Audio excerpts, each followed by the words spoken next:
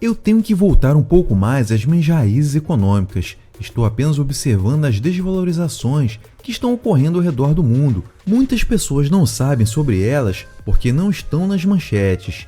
O Egito desvalorizou a libra egípcia em 40% em março e os Emirados Árabes Unidos estão entrando para resgatá-la. E há coisas acontecendo por aí com desvalorizações. Veja o Japão, por exemplo, ele teve que intervir. O que está acontecendo aqui é muito interessante. Acho que uma das coisas que está acontecendo é o Bitcoin. Existe uma espécie de apólice de seguro por aí. Esse é o primeiro pensamento, uma apólice de seguro. E se eu apenas investir um pouco, por quê? Qualquer um que tenha feito isso no Egito ou na Nigéria, outro exemplo de desvalorização de 50% a 60%, sabe que essas pessoas estão aprendendo todos os dias que precisam mudar isso e agora tem uma maneira de fazê-lo. A maioria das pessoas ao redor do mundo está completamente alheia às desvalorizações massivas de moedas que estão ocorrendo agora. Múltiplas moedas fiduciárias estão colapsando em valor em tempo real, e isso não é apenas em pequenas economias. Dois exemplos são a libra egípcia e o ien japonês, sendo o ien a quarta maior moeda do mundo. Essas moedas estão atingindo mínimas de várias décadas, se não históricos. No entanto, como essas histórias não estão fazendo manchetes, a maioria das pessoas está completamente inconsciente do que está acontecendo. Esta é a última mensagem de Cathie Wood.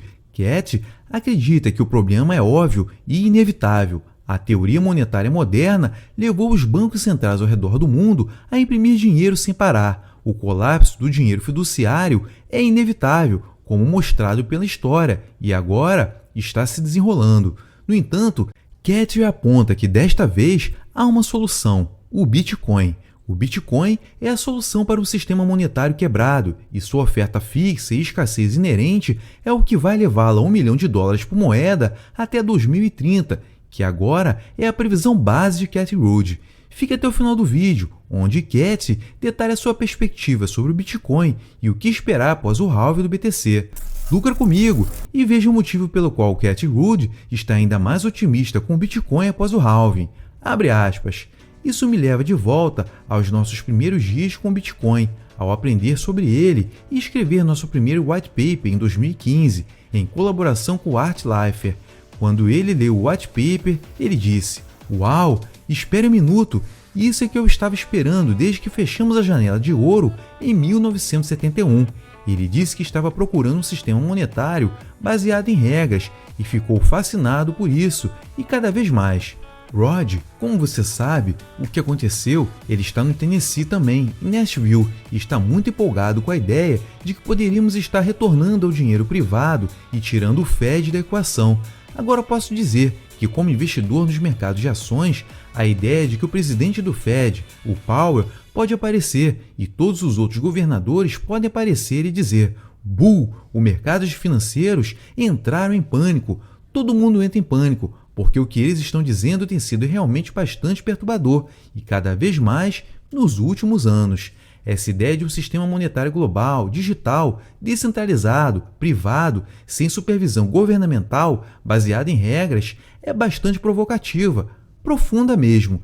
Tendo passado por muitos ciclos desde o final dos anos 70, quando eu estava na faculdade, mas entrei nos mercados financeiros naquela época, eu vi o dinheiro descontrolado nos meus primeiros dias e tenho sido estudante de ok para como mudamos isso. Então, quando tropeçamos, quero dizer, todos tropeçaram no Bitcoin, pelo menos eu tropecei. Eu fiquei, uau, isso é muito interessante, isso pode ser transformador.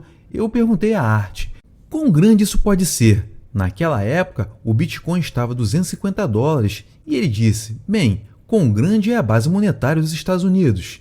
Naquela época, era de 4,5 trilhões de dólares. Hoje, é de 7,5 trilhões de dólares, o que deve lhe dizer algo. E ele disse, bem, aí está a sua resposta, e desde então estamos seguindo com isso. Você sabe, ele pode servir ao papel dos 3 principais usos do dinheiro. Esse foi o nosso primeiro white paper e concluímos que sim, pode soar o alarme para uma nova classe de ativos? Sim, Mas em termos desta ideia de sistema monetário, o halving que aconteceu, que reduziu de 1,8 para 0,9, está levando a taxa de crescimento da oferta do Bitcoin abaixo da média de longo prazo do crescimento da oferta do ouro. A diferença é que, quando eu digo isso às pessoas, elas têm um momento de a diferença é que quando o preço do ouro sobe muito, os mineradores começam a minerar mais e aumenta o crescimento da oferta. E quando eu digo às pessoas no mundo dos investimentos que isso não é possível com o Bitcoin, simplesmente não é possível, elas ficam surpresas. E aqui estamos, pela primeira vez, abaixo da taxa de crescimento do ouro. E como Stan Druckenmiller diz, bem, você sabe, o ouro é uma marcha de 5.000 anos. É assim que ele diz, pelo menos. O Bitcoin é uma marcha de 10 anos e eu deveria prestar mais atenção a ele. Eu acho que o halving é outro desses momentos de nos mercados financeiros, porque os ETFs de Bitcoin à vista foram aprovados e houve não sei quanto, mas bilhões entraram nele. E essas são as pessoas que muitas, provavelmente, não estavam nos últimos halvings ou no Bitcoin durante o último halving. Então vai ver se eles entram dizendo, com o halving, isso significa que o preço do Bitcoin vai subir, porque eles viram isso em 2017. Houve uma pequena oscilação antes de acontecer em 2020, acho que foi em 2021. Então, há expectativas embutidas no mercado financeiro de que isso é uma ótima coisa e que o Bitcoin vai subir por causa disso. Mas temos uma nova camada ou um novo tipo de player no ETF do Bitcoin, e será interessante ver suas reações se isso não acontecer como planejado. O halving, e então o preço sobe. Não sei, o que você acha? Sim, acho que tanto como o Mike quanto para o seu ponto de vista, a dinâmica de mineração é extremamente competitiva, o que aponta para as belas dinâmicas de livre mercado do Bitcoin que você realmente não vê em nenhum outro setor. Então, onde a taxa de hash está subindo, para o ponto do Mike, a rotatividade das entidades que estão realmente produzindo os hashes parece muito diferente de 10 anos atrás. E aí é um ponto. Parabéns para Mike e Harry, porque se você consegue sobreviver a vários ciclos de mercado como um minerador de Bitcoin, isso mostra que você está muito bem preparado. Mas também há esse medo crescente de centralização da mineração.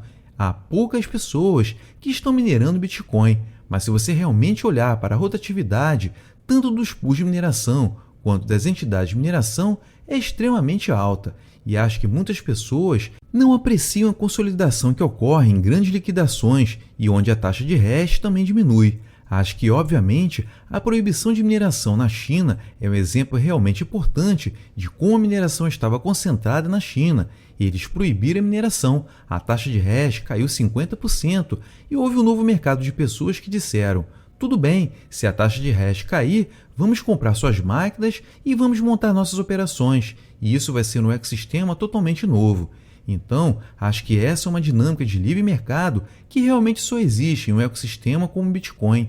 Acho que a camada acima disso há como algo como o ETF de Bitcoin ou detentores institucionais. No limite, o preço está determinado pelo comportamento de compradores e vendedores. E ainda não vimos quão forte será essa base de ETFs, mas posso dizer que haverá compradores de última instância.